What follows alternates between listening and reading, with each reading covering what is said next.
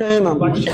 আচ্ছা আচ্ছা, এখন হলো এই ভদ্রলোক হলো খ্রিস্টান হইছে এবং ইনি শুধু খ্রিস্টান না, এনার তো আসলে এক পা অলরেডি কবরে চলেই গেছে। তো ইনি এখন এই গ্রামে দাওয়াতি কাজ করে, এই মসজিদের ইমাম সাহেব, এবং এই অঞ্চলে উনি খ্রিস্টানদের দাওয়াতি কাজ করেন। এখন আপনার নাম হলো, আপনার নামটা বলেন। হাবিবুল্লাহ বাহারি। আচ্ছা, প্রথমে পরিচয় দিয়েছিলেন কি? মাওলানা মুফতি হাবিবুল্লাহ বাহারি। আসসালামু আলাইকুম ওরহমতুল্লাহি ওবরাকাতুহু। বিসমিল্লাহির রহমানির রহিম। সম্মানিত দর্শক, আশা করছি সকলেই ভালো আছেন।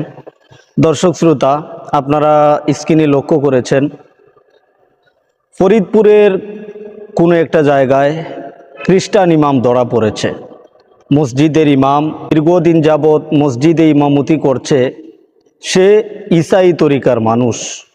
মসজিদে যখন ইমাম নিয়োগ দেওয়া হয়েছে, সর্বপ্রথম দোষ বলবো যারা মসজিদ কমিটি তাদের, যারা ইমামকে নিয়োগ দিল মসজিদে, ওই ব্যক্তিটার আকীদা কি?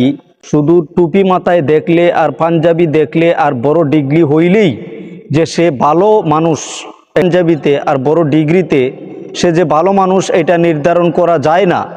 কারণ সে যদি ভালো মানুষ হয় তাহলে তার মধ্যে বেজাল রয়েছে, তার পাঞ্জাবির মধ্যে বেজাল রয়েছে, এটা বুঝবো কিভাবে? এই যে কিছুদিন পরে ইমামতি করার কিছুদিন পরে সে যে ধরা পড়লো খ্রিস্টান ঈসাই তরিকা, সে বিভিন্ন জায়গায় প্রচার করতেছে, আরও মানুষদেরকে বিধর্মী বানিয়েছে, খ্রিস্টানের দাওয়াত দিয়েছে খ্রিস্টান হওয়ার জন্য। দেখেছেন আপনারা মসজিদ ঘরের মধ্যে আরেকজন ভাই যিনি দিনী খেদমত করেন, তিনি ওনাকে যোগদান করিয়েছেন সেই মসজিদে ইমামতি করার পর কিছুদিন পরে যেই ব্যক্তিটা তাকে নিয়োগ দিয়েছে, ওই ব্যক্তিটাকেই খ্রিস্টান হওয়ার জন্য দাওয়াত করেছে। তারপরে ওই ব্যক্তিটা ধরিয়ে দিল। এবার বলুন, ইমামতির মতো একটা পবিত্র একটা জায়গা, যেই জায়গায় মুসল্লিদের সামনে গিয়ে নামাজ পড়ানো হয়, যেই জায়গায় 10 জন 20 জন 100 জন 50 জন প্রায় 1000 মানুষেরও দায়িত্ব নিতে হয় কোনো এক সময়, সেই ইমামতির মতো একটা পবিত্র জায়গায়, সেই জায়গায়ও বেজাল ঢুকে গেল। সেই জায়গায় দেখলেন আপনারা একটা পবিত্র জায়গা, মসজিদের মুসাল্লা, যেই জায়গায় সামনে গিয়ে ইমামতি করা হয়, সেখানেও খ্রিস্টান ঢুকে গেল। প্রিয় দর্শক শ্রোতা, নয়েজের জন্য দুঃখিত। তো প্রিয় দর্শক শ্রোতা, আমি বলবো যারা মসজিদ কমিটি আছেন তাদের দোষ। তারা মসজিদের ইমাম নিয়োগ দিলেন, তার পরিচিতি জানলেন, সব কিছু জানলেন, কিন্তু তার ভিতরের আকীদাটা কি? আল্লাহ বাঁচাইছে, মাথাটার মধ্যে 5 কল্লি টুপি ছিল। যদি অন্য কোনো গরানার টুপি থাকতো তাহলে পুরো মাসলাকটাকে বদনাম করে দিত। 5 কল্লি টুপি মাথায় দিয়েও খ্রিস্টান ধর্মটাকে প্রচার করতে পারে। বুঝ হইল যে খ্রিস্টান ধর্ম, ঈসাই তরিকা, যারা 5 কল্লি টুপি মাথায় দেয় তাদের মধ্যেও পরীক্ষা করতে হবে তারা সঠিক আছে কি না।